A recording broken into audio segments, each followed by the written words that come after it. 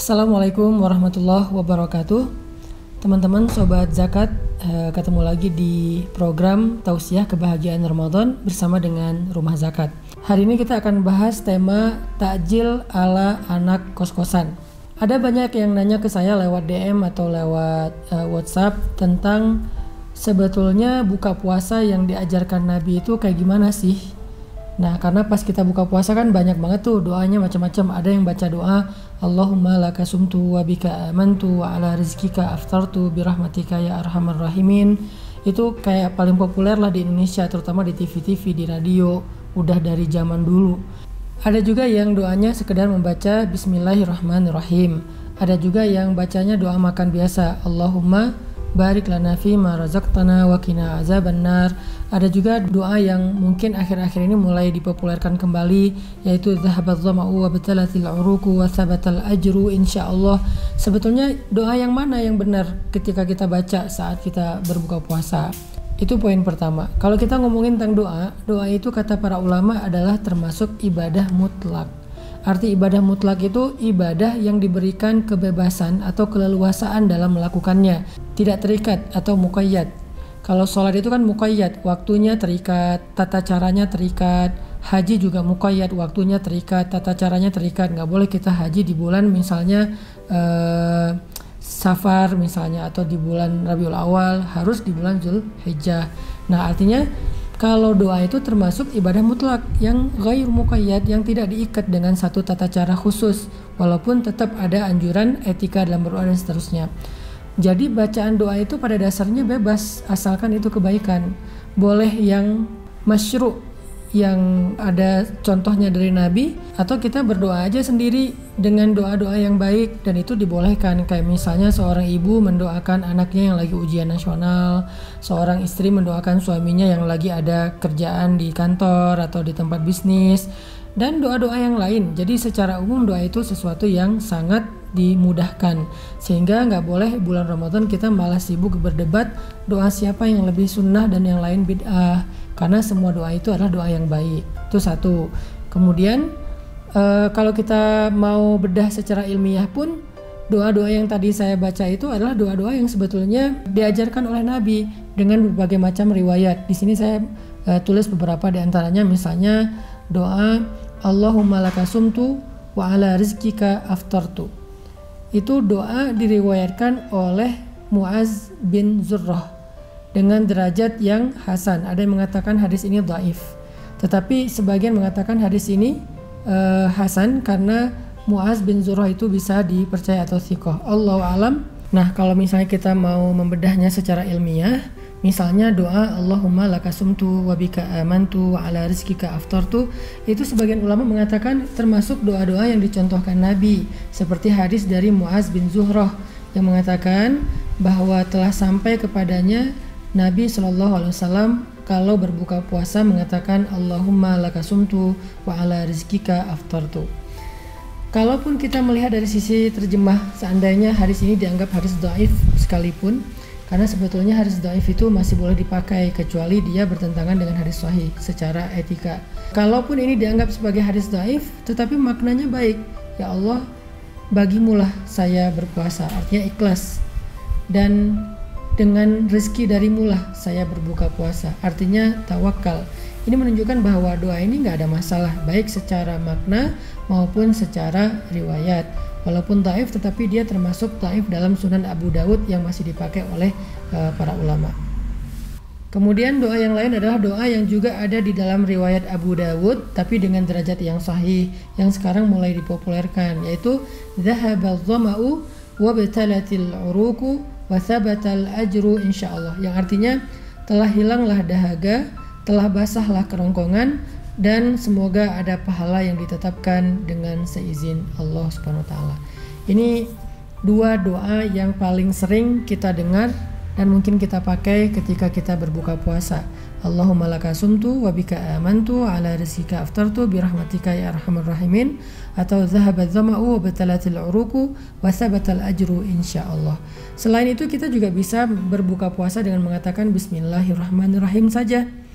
Apalagi yang mungkin lagi buru-buru misalnya, atau dengan membaca kalimat, ditambahkan kalimat selain doa berbuka, kita tambahkan Allahumma barik lana fi ma razaqtana wa qina azabannar. Doa makan setelah kita baca doa berbuka itu pun tidak masalah.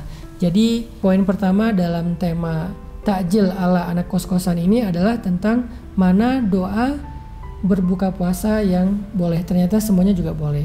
Kedua, biasanya kan saya juga pernah jadi anak kos-kosan dulu ketika masih kuliah di Mesir. Kita tuh kan anak kos-kosan itu kalau misalnya buka puasa suka nyari yang buka puasa bersama ya. Kayak misalnya di masjid. Kalau di Mesir itu bahkan di beberapa rumah orang menyediakan buka puasa gratis. Karena orang Mesir itu dermawan. Jadi kalau mereka buka puasa, sengaja pintu rumahnya dibuka sehingga siapa yang lewat diajak masuk makan bareng.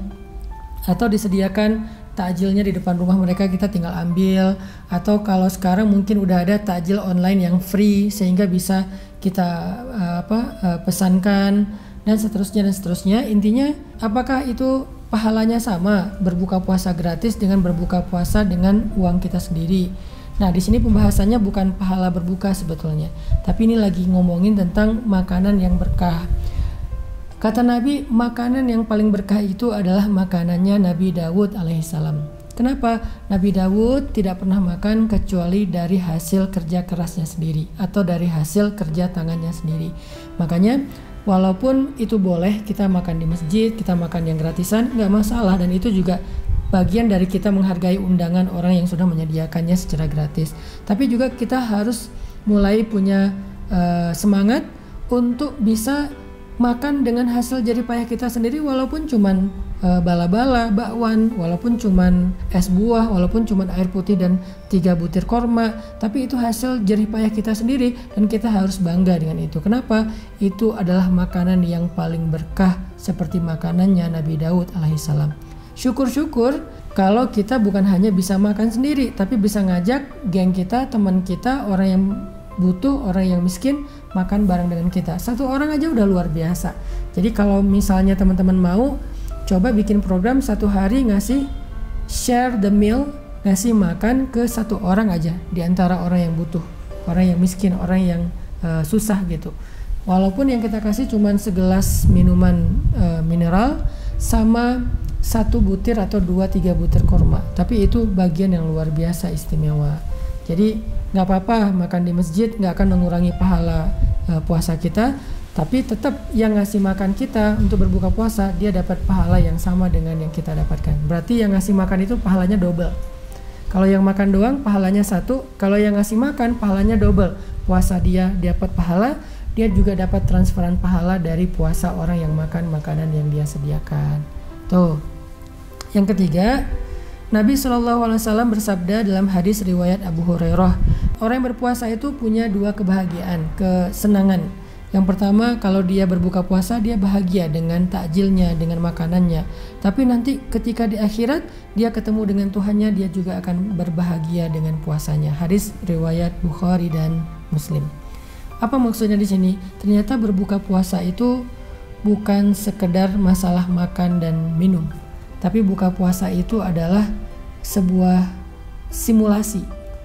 Orang kalau lagi mau buka puasa itu kan kayak nunggu-nunggu banget ya. Jadi habis asar tuh semuanya nunggu-nunggu kapan maghrib, kok nggak azan-azan.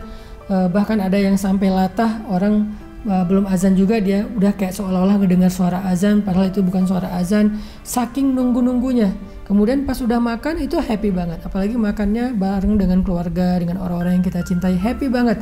Nah itu ternyata adalah sebuah simulasi atau sebuah contoh sebegitu happy-nya nanti orang ketika bertemu dengan Allah Subhanahu wa taala. Menunggu-nunggu waktunya di surga, lalu ketika bertemu dengan Allah bareng dengan keluarganya, maka dia akan menjadi orang yang sangat bahagia dan lega.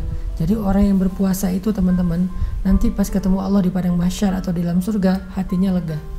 Hatinya lapang, hatinya happy. Kenapa? Karena puasa telah menyelamatkan dia, puasa telah memenuhi semua kebutuhan dia. Jadi puasa di dunia akan jadi penyelamat nanti di akhirat ketika kita bertemu dengan Allah Subhanahu wa taala. Jadi buka puasa itu harus jadi sebuah renungan buat kita. Pas buka puasa, waduh happy banget ya, alhamdulillah ya, nikmat banget. Nah itu harus jadi sebuah spirit buat kita. Wah berarti puasa nanti pas ketemu Allah akan kayak gitu juga happy-nya. Oh ya, ada satu lagi nih tentang etika berbuka puasa. Biar kita anak kos-kosan, anak mahasiswa dan seterusnya, nanti pas buka puasa, apalagi buka puasanya yang gratisan di masjid, kita tetap mengikuti etika yang diajarkan Nabi. Salah satu etika Nabi ketika berada di depan makanan itu adalah Nabi tidak mencela makanan. Kadang-kadang ada masjid yang takjilnya lengkap, segala macam, minumannya ada beberapa macam, makanannya, buah-buahannya, segala macam lah, gorengannya. Tapi ada beberapa masjid yang kecil mungkin karena sumbangan dari warga di sekitar masjid itu nggak terlalu besar, akhirnya takjilnya sederhana, cuman teh sama korma. Nah, di sini kita belajar sunnah Nabi untuk tidak mencela makanan. Nabi itu kalau dihidangkan makanan oleh seseorang, Nabi memakan. Kalau Nabi nggak suka, Nabi diam aja atau mencicipi sedikit kemudian Nabi diam. Termasuk Nabi pernah dihidangkan makanan roti tapi nggak ada selainya, sehingga Nabi bertanya apakah ada selai. Orangnya mengatakan cuma ada cuka ya Rasul. Kata Nabi, sebaik-baik lauk adalah cuka. Nabi memuji cuka, padahal cuka itu cuma asam doang dicelupin dengan roti. Tapi Nabi memuji cuka itu sebagai sebaik-baik lauk adalah cuka. Ini etika Nabi. Lagi pula Nabi juga bersabda dalam hadis yang diriwayatkan oleh Ali bin Abi Thalib, kata Rasul, siapa yang ridho dengan rezeki yang sedikit, makanan yang pas-pasan, makanan yang seadanya, maka Allah juga akan ridho dengan amal yang sedikit. Kita sadar banget kalau amal kita itu dalam sehari itu dikit banget. Dari mulai sahur, mungkin sholat subuhnya gak khusyuk karena ngantuk, udah gitu seharian tidur atau ngegame atau apa amalan-amalan yang mungkin gak terlalu berpahala, tiba-tiba udah buka puasa, seharian amal kita sedikit. Tarawehnya kalau nggak lagi social distancing, mungkin tarawehnya cari masjid yang paling cepat. Terus juga malam nggak tahajud, tilawahnya juga cuma beberapa ayat, itu juga nggak selalu ada. Nah, gimana caranya amal kita yang sedikit tapi Allah ridho? Caranya adalah ridholah dengan rezeki yang kadang sedikit. Jadi pas buka puasa di tempat umum kayak di masjid atau yang gratisan, satu, jangan mencela makanannya. Dua, belajar qanaah, merasa cukup, segini juga cukup. Insya Allah kalau kita qanaah dengan yang sedikit, Allah juga akan qanaah dengan amal kita yang sedikit. Barakallahu fiik.